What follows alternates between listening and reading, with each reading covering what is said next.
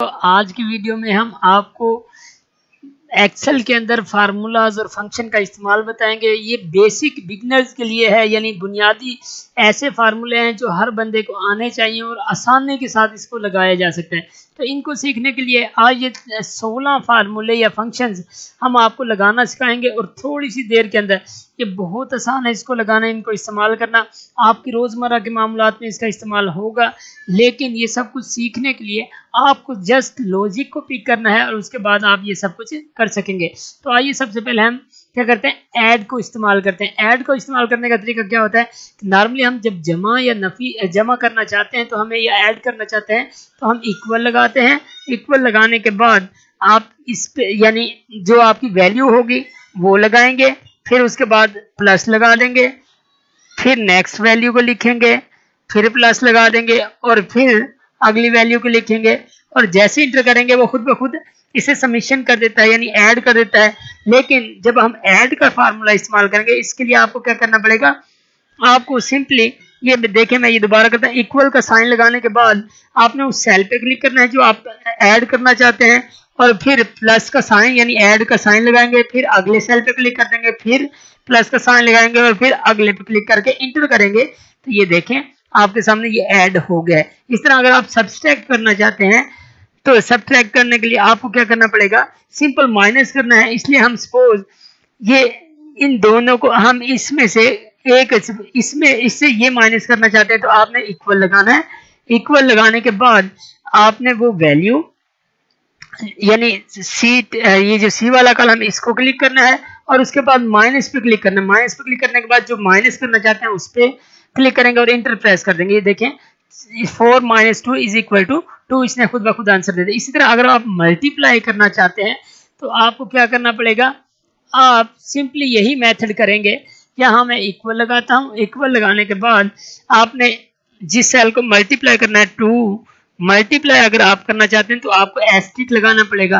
ये देखिए मैं एस्ट्रिक लगा देता हूँ, ये एस्ट्रिक लगा और ये नेक्स्ट सेल पे क्लिक कर देंगे। जैसे ही क्लिक करेंगे आप तो क्या होगा, इंटर कर दें, ये उसने 4/2 = 8 खुद ब खुद आंसर दे दिया है।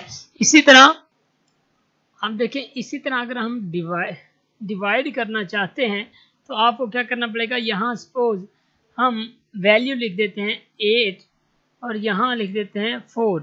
अगर अब आप इसको डिवाइड करना चाहते हैं, यहाँ आप इक्वल लगाएंगे। इक्वल लगाने के बाद ये यानी जिस सेल को आपने डिवाइड करना है, जिस वैल्यू को, उस सेल का एड्रेस और फिर डिवाइड का आपने क्या करना है, डिवाइड का सिंबल लगाना है। डिवाइड का सिंबल लगाने के बाद आपने क्या करना है, ये नेक्स्ट वैल्यू का एड्रेस दे देना है। आप इंटर करेंगे, ये डिवाइड कर दिया, यानी 8/4 = 2। इस तरह अगर आप करंट डेट एंड टाइम को इंसर्ट कहीं भी सेल में करना चाहते हैं, आपने जस्ट इक्वल लगाना है और 9 लिखना है। 9 लिखने के बाद आपने पैरेंथेसिस को क्लोज करना है, इंटर करेंगे और ये आज की उसने डेट और टाइम वो आपको दे देगा।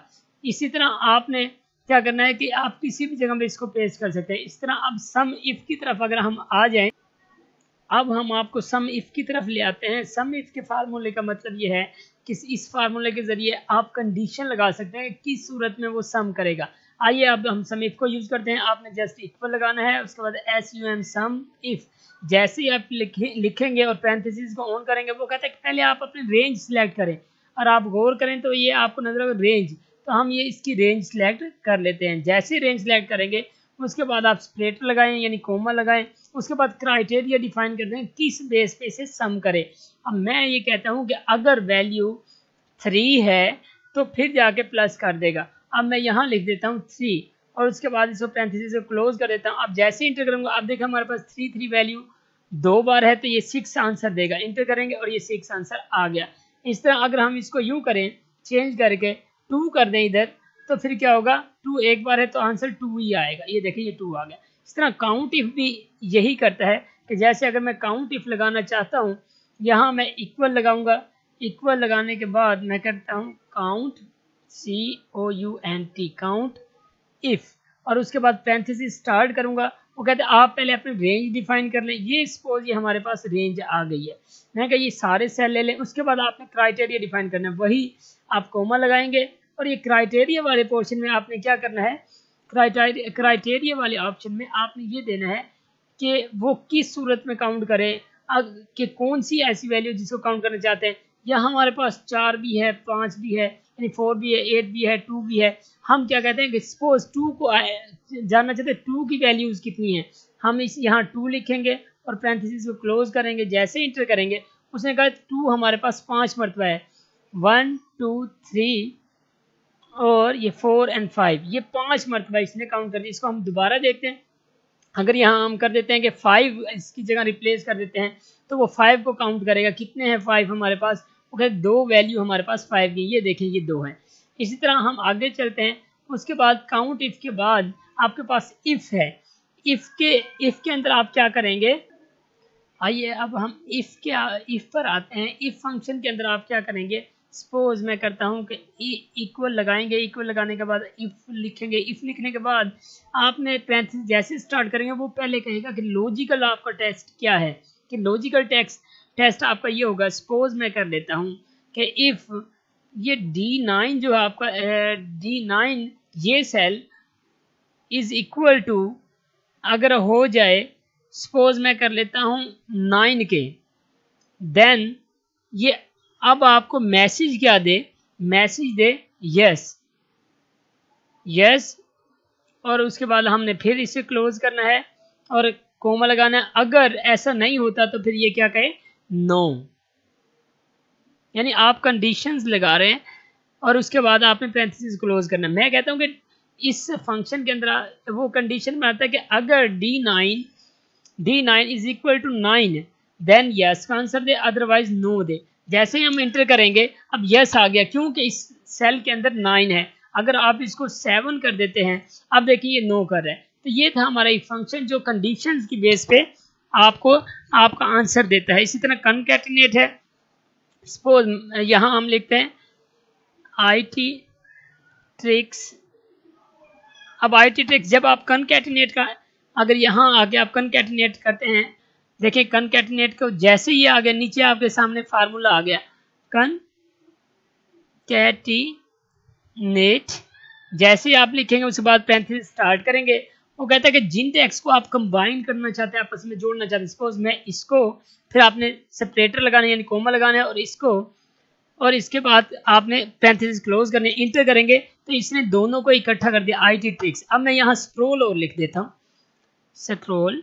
ये देखें अब आप क्या करेंगे, इधर आके इसको कनकैटिनेशन के फार्मूले के अंदर यहाँ फिर सेपरेटर लगाएंगे और तीसरा इस सेल को भी ऐड करेंगे। जैसे इंटर करेंगे IT ट्रिक्स स्क्रोल ये आपके सामने आ गया है। तो ये हमारा क्या था, कनकैटिनेशन का फार्मूला था। अब हम नेक्स्ट फार्मूले की तरफ चलते हैं, वो है मीडियन। मीडियन फंक्शन क्या करता है, आपने जैसे इक्वल लगाना है, इक्वल लगाने के बाद अगर मीडियन लिखेंगे, मीडियन जो क्या करेगा, इक्वल मीडियन आपको इन वैल्यूज का, यानी जो मिनिमम वैल्यू, मिनिमम एवरेज जो होगी उसको शो करेगा और हम इसे एंड करेंगे, इंटर करेंगे और इसने इसकी मिनिमम जो वैल्यू है एवरेज की वो दे दिए 3। इस तरह आप काउंट ए जो है बेसिकली क्या करता होता है, काउंट करता है ऐसी वैल्यूज को। काउंट ए में जब आप आते हैं, काउंट ए का जो फंक्शन है, आपको आपका ये जो फार्मूला ये आपकी सारे ऐसे सेल्स को काउंट कर देता है जिनके अंदर वैल्यूज हैं। सपोज ये सारे सेल्स हमारे पास हैं। अब मैं अगर यहाँ करता हूँ इक्वल काउंट ए, जैसे आप करेंगे पैरेंथेसिस लगाएंगे और इसके बाद आप अपनी रेंज डिफाइन करेंगे। ये देखें अगर मैं इनको भी काउंट करता हूँ ये 9 वाले भी काउंट करेगा। अब जिनके अंदर वैल्यू होगी वो उनको काउंट करेगा, 1 2 3 4 5 6 7 7 सेल होंगे। हम इसको बंद करेंगे, इंटर करेंगे तो उसने 7 आंसर दे दिए कि 7 सेल्स के अंदर वैल्यू एग्जिस्ट करती है। अगर सपोज हम इसको चेंज करते हैं, इसकी फील्ड कम कर लेते हैं, ये देखें 3 सेल हैं और तीनों के तीनों हमारे जो हैं क्या है, वैल्यू रखते हैं, इसलिए हम इंटर करें 3 आंसर आ जाएंगे, 3 आ गया। इस तरह जब हम एवरेज निकालना चाहते हैं हम इक्वल लगाएंगे और उसके बाद एवरेज को लिखेंगे। जैसे आप एवरेज लिखेंगे, एवरेज लिखने के बाद आपने अपनी रेंज डिफाइन करनी है। ये देखिए रेंज डिफाइन करेंगे और ये इन सारे सेलों की रेंज को के मुताबिक आपको एवरेज निकाल के दे देगा। ये देखें ये इसकी एवरेज आ गई है। इस तरह जब आप काउंट करना चाहेंगे ये आपके सारे सेलों को काउंट कर देगा। यहाँ हम इक्वल लगाते हैं, इक्वल लगाने के बाद काउंट लिखेंगे, काउंट लगाने के बाद आपने पैरेंथेसिस स्टार्ट करनी है और कंट्रोल के साथ आपने अपनी रेंज सिलेक्ट करनी है। इन सबको काउंट कर देगा कितने सेल, ये देखिए 3 1 2 3 3 3 6 9 12, तो ये आप इंटर करेंगे तो ये 12 यानी हमारे 12 सेल इसने काउंट कर दिए वैल्यू वाले। इस तरह उसके बाद मैक्स है। मैक्स का मतलब ये है कि मैक्सिमम वैल्यू हमारी कौन सी एग्जिस्ट करती है, इसको हम मैक्सिमम का सेल को यहाँ यूज करते हैं। ये देखें आपने इक्वल लगाना है MAX, जैसे ही आप लगाएंगे उसके बाद पैरेंथेसिस स्टार्ट करनी है। इनमें से मैक्सिमम वैल्यू कौन सी है आपने रेंज सेलेक्ट करनी है और उसके बाद पैरेंथेसिस क्लोज करेंगे। जैसे इंटर करेंगे आप देखें मैक्सिमम वैल्यू 12 है, जैसे इंटर करेंगे ये 12 आंसर आपका आ गया। इस तरह अगर आप मिनिमम निकालना चाहते हैं, ये मीन जो है मिनिमम का फार्मूला है, इक्वल लगाएंगे MIN लिखेंगे और उसके बाद पैरेंथेसिस को स्टार्ट करेंगे। आप इनमें से मिनिमम वैल्यू को चूज करना चाहते हैं तो इनको सिलेक्ट करें और पैरेंथेसिस चेंज करें, बंद करें, इंटर करेंगे तो 3 आ गए। सपोज मैं यहाँ 2 करता हूँ तो ये खुद ब खुद नीचे भी 2 हो जाएगा कि मिनिमम वैल्यू जो है आपकी 2 है। इस तरह सम की जो है आप पहले वहाँ क्या कर रहे थे, यहाँ आपने जब सम किया है, ये सम किया है तो आपने प्लस का साइन लगाया है, लेकिन अगर आप सम का फंक्शन यूज करेंगे तो आपने क्या करना है, इक्वल लगा के SUM सम जैसे ही लिखेंगे उसके बाद आपने जस्ट वो रेंज सिलेक्ट कर लें तो भी वो ऑटोमेटिकली इसको यहाँ इसका आंसर दे देगा। ये देखिए ये ऑटो सम वाला ऑप्शन आपके सामने आ गया है। इसके अलावा आप इसको यूं भी यूज कर सकते हैं कि आप इसको इक्वल लगाएं, सम लगाने के बाद आपने अपने सेल्स अगर डिफरेंट प्लेसेस पे हैं उस सेल पे क्लिक करेंगे, सेपरेटर लगाते जाएंगे। ये देखें जिन जिनको आपने ऐड करना है और इसको क्लोज करेंगे, इंटर करेंगे तो वो ऑटोमेटिकली इसको जमा कर देगा, सम कर देगा। तो ये हमारे आज के छोटे फार्मूले थे जो आम रूटीन में आप इस्तेमाल कर सकते हैं। तो इसको इस्तेमाल करना कोई मुश्किल नहीं, जस्ट आपने लॉजिक को पिक करना है और उसके बाद उसको अप्लाई करना है। तो यकीनन आज की वीडियो के अंदर आपने ये सारे के सारे 16 जो आपके फार्मूले हैं जो आम रूटीन में यूज़ होते हैं मैंने आपको बताए। यकीनन आपको पसंद आए होंगे, समझ भी आ गई। अगर इस हवाले से आपके जहन में कोई भी किसी किस्म का क्वेश्चन है, you can ask me any question.